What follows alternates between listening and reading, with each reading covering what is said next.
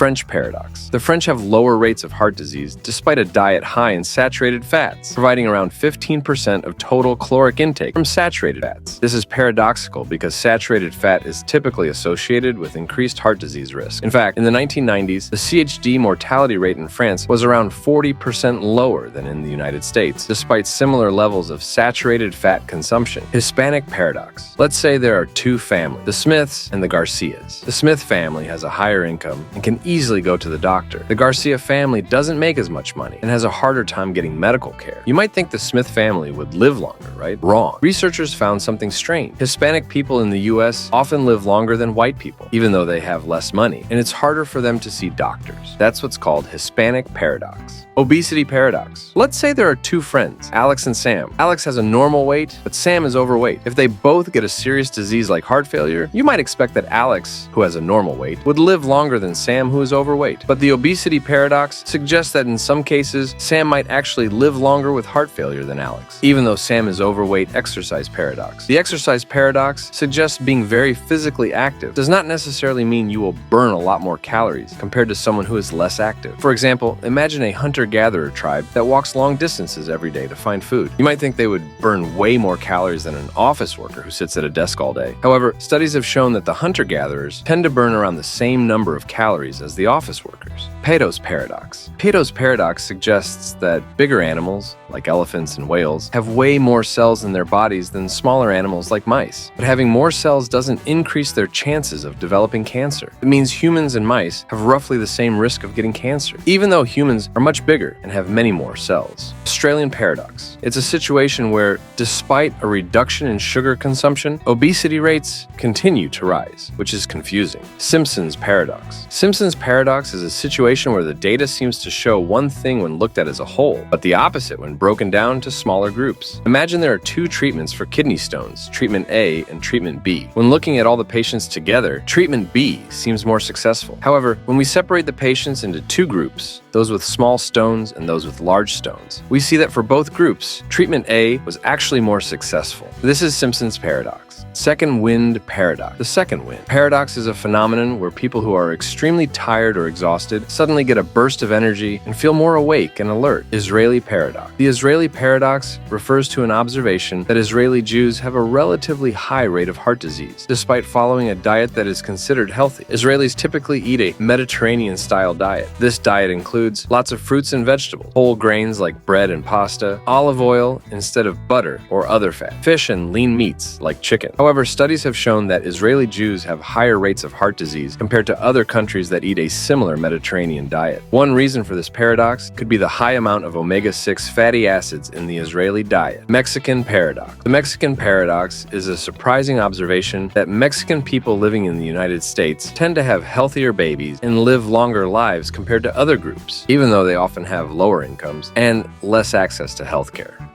Patient paradox. Imagine you have a class of 30 students.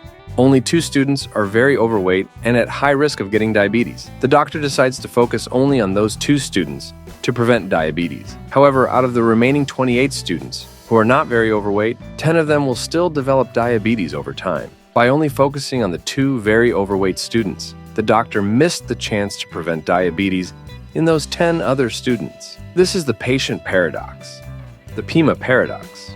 The Pima are a Native American tribe living in Arizona. They used to live by farming and moving around a lot. Even though the Pima don't eat a lot of calories, many of them became overweight and developed diabetes.